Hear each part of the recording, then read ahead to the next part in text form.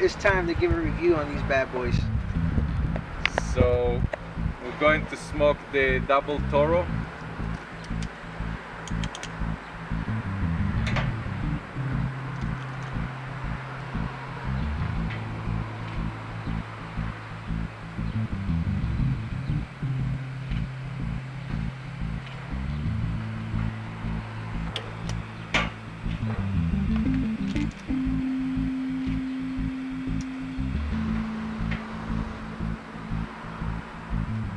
As I always mention, please have the cigar lit evenly. It's very important. It's very important to pick up the entire flavor very even. You know, when you take your first draw on it with the pre-light, it has a very woodsy and nutty profile to it. I would say on the first, on the first pull, it's a little spicy. Give me your thoughts on it so far. The blend is all Dominican tobacco, 100% Cuban seeds, Havana grade, it's 50% Ligero. I never reveal the exact names, and I used to be the nice guy in town that give my blends away. So generally speaking, it's 50% Ligero, Dominican blend with Ecuador Corojo wrapper. It's got a very nice flavor profile. It has cocoa, coffee in. Yeah, I'm tasting that now. It's a deep tone flavor with the cherry feel. It is a super premium long filler, 100%, for under $5. So we do think, and I want to amaze everybody with our capability of making cigars. It's a $5 stick, and what I'm seeing here, quality went into it because it's even got a doble capa. It has the two cups. That's the Cuban style tradition to have a cup. So no production cuts at all. No cuts at all. We didn't cut in the expense. We cut in our profit, but it's a nice stick to hold. What do you think? It's got a nice weight to it. It's very smooth, and it's firm, but it's actually soft to the touch.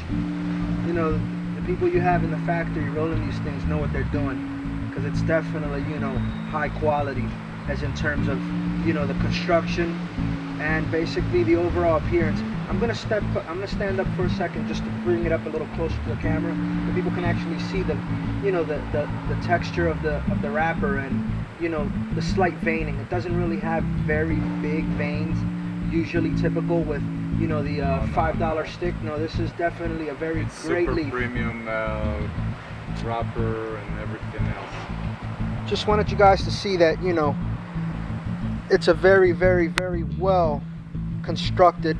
Even the cap, and as you can see inside, the bunching of the binder and the blend. And then if you look at the ash, it's practically, I would say, perfectly white. I mean, it's got little hints of gray in it, but I mean, the burn, you can't beat that burn. We're out here, it's not that windy out here. The temperature's probably about in the close to 90s, and from what you can see here, it's perfectly burning. I mean, for $5, it's a definitely go-to stick for me now. So Yaniv, we're still in the first third. Tell me, is the profile changing for you, or did you make it consistent all the way, or is that something I got to figure out while we're smoking? Well, it's gonna be consistent all the way, but as cigar constructed, leaves where they pull the leaf from the plant, it's in the bottom. The end of the leaf is in the front, so naturally speaking, it's always gonna have to be pulling maybe more texture as you go down. It doesn't mean not consistent. All the leaves, there is no half a leaf here of something and half a leaf there. Long leaves all through the cigar. As you started the cigar, if you started to drink Coke, just continue sip it, and you would just, as you go down in the cigar, you won't change your palate. It's more us, our metabolism and our palate. And in a good cigar, of course you want a consistency in taste. As you go down, you will have more strength. The blending, how long did it take? You know, like you said, it takes 3 years to meet your standards with the tobacco. How long did it take you to get this cigar where it is right now in my hands? Well, at Cuban Stock, we are buying tobacco that is at least 3 years old from the time it's been cut from the plant. Most of our cigars still going through another minimum of 2 years in oak barrels. So we have good amount of tobacco in stock. So when I came out with the 231, I plan to have a nice medium body cigar, not too mild and not too strong, sizes that would fit to majority of smokers, with a beautiful dark Corojo wrapper. So the cigar overall is a 5 years old tobacco, and the cigar itself is also a year aged. So at the time planning the cigar and give it the name, it was when we moved to the facilities, the new facility in 2011. So in February 2011 we start the blend and the make of the cigar, and until we the box design, the box made and the label, the cigars were sitting for a year already. So it's a total of 6 years old tobacco right now. Right now we're in the second third of the cigar, and it's, you know, the spiciness has basically diminished. Basically it's given me a almost espresso taste, and it's got a hint, I would say probably of like I wouldn't say hazelnut, but more of like a pecanish taste to it. Like it actually has. That's an interesting, it's the first time ever I hear pecan. Roasted pecan is one of my favorite things, and you're right. It's very roasted pecan. It's a good stick, and I mean, this is the Doble Toro. The Doble Toro is what, $4.95? Yeah. For $4.95, it's an amazing stick. I mean, this is gonna be probably one of my go-to sticks daily. So I may be smoking one of these every day. That's what we made it. This is exactly what I planned, to make an everyday cigar at an everyday price, and not an everyday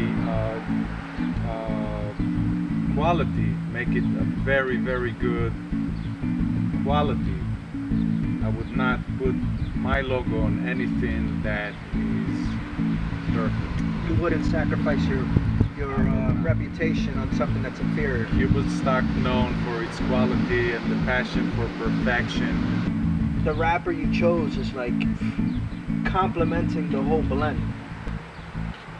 So what made you decide on that particular wrapper? The flavor and the look. I wanted to come up with, in between the Maduro and the Connecticut wrapper, and the Corojo color fit to what my vision was for the look and for the flavor. 70% of the flavor in a cigar is in a wrapper. So the same blend would taste different if I chose a Maduro wrapper or Connecticut. And in the blending, I decided that the Corojo wrapper complement the blend the most. And for what I wanted, the end results, I was happy with the flavor that the Corojo wrapper gave me for the blend. You know, the fermenting stuff that they use while fermenting is not even present in these leaves. It's like, I'm amazed, a cigar that's, you know, been in production from leaf to box 6 years, and you know, they're brand new cigars, and they feel as though they've been in a humidor for months. Our job is to give you find a good product ready to smoke. You're not gonna buy a fresh pizza, put it in the fridge for a week, and microwave it, because it's still not. Still not perfect. It tastes doughy. No, it must be perfect when fine and bubbly and warm and hot, and you just want to eat it and enjoy it. Same as cigar.